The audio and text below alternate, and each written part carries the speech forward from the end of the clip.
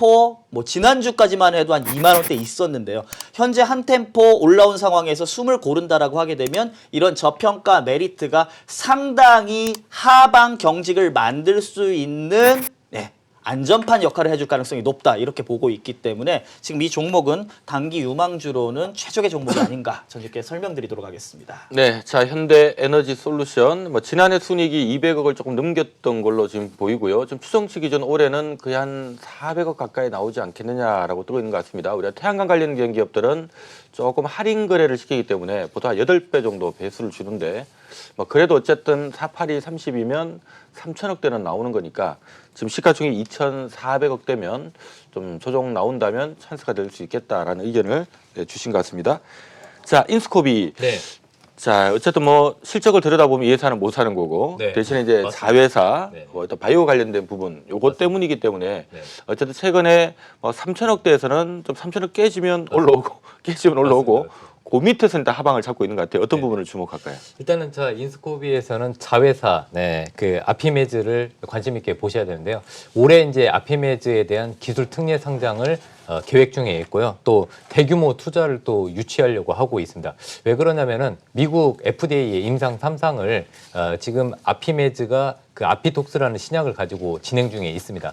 이 아피톡스라는 신약은요, 그 꿀벌의 독, 즉 봉독에 기반한 신약입니다. 그래서 이 천연 그 신약이기 때문에 천연 그 물질인 신약이기 때문에 뭐 예를 들어서 부작용은 적고 또 치료 효과는 좋은 그런 그 신약이라고 볼 수 있습니다.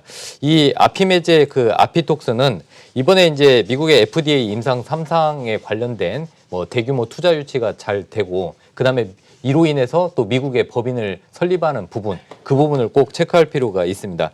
그리고 또 인스코비의 지금 아킬레스건이 한 가지가 있는데요.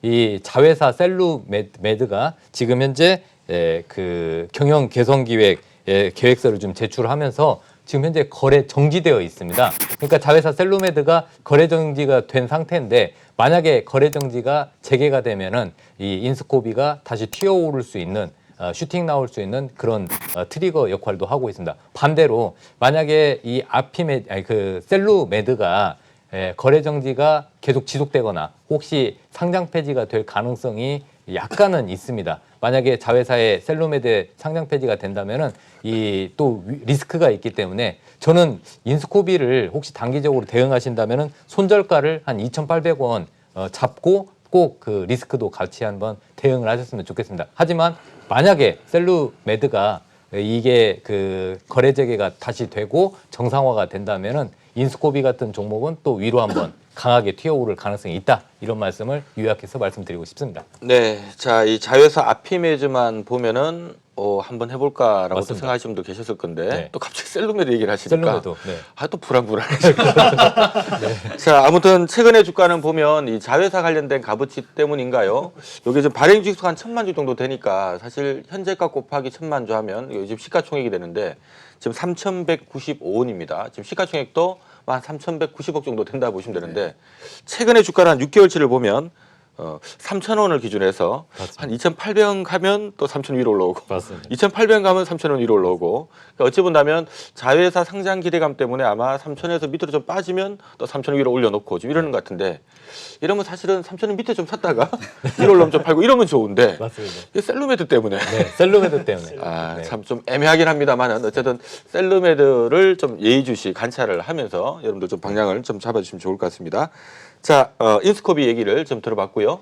자, 콤텍 시스템도 뭐 네. 기본 실적은 나오는 게 별로 네. 뭐 부담은 없는 가격인데 네. 과연 실적이 한번 탁 튀어주느냐 하는 게 관건인 것 같습니다. 그렇죠. 뭐 사실 우리가 이런 소프트웨어 업종들 같은 경우에 사실 네트워크 보안 솔루션 뭐 이런 네트워크 통합 관리를 하는 업체들이 실적이 사실 변하기 상당히 어렵습니다. 산업적으로. 그리고 이런 기업들이 대부분 다 뭐라고 할까 이제 정해져 있는 매출처들이 존재를 하죠. 그래서 이 매출처 자체가 신규적인 매출처를 발견하기도 상당히 힘들고 다만 긍정적인 부분은 꾸준하게 실적이 들어올 수 있다라는 거거든요. 그러면 지금 이 상황에서 이 콤텍 시스템 같은 경우에도 우리가 실질적으로 항상 4분기마다 실적이 가장 좋은 성장률을 기록을 합니다. 그럼 우리가 그에 따라서 4분기에 대한 실적을 기대를 한번 해볼 수 있겠고, 그러니까 주가 추이를 보더라도 항상 보면 우리가 이른 봄에 항상 주가들이 많이 움직여 왔거든요. 그리고 거기에 올해 같은 경우에는 한 가지 더 모멘텀이 발생할 수 있다는 것이 바로 이런 무선 네트워크 장비 관련해 가지고 이런 5G 시장 자체가 상당히 확대가 될 수 있는 시장입니다. 우리가 독립운동은 안중근 의사가 하셨지만 우리 결국에는 5G는 안중기가 해내거든요. 그러나 이 안중기가 해내고 그 다음에 갈 수 있는 종목이 바로 이런 무선 네트워크 장비 관련주입니다. 자, 제가 5G의 아버지라는 별명을 가지고 있는데요. 이번에 이 콤텍 시스템도 꼭 지켜보시면 좋은 결과 반드시 저는 나올 거라 봅니다.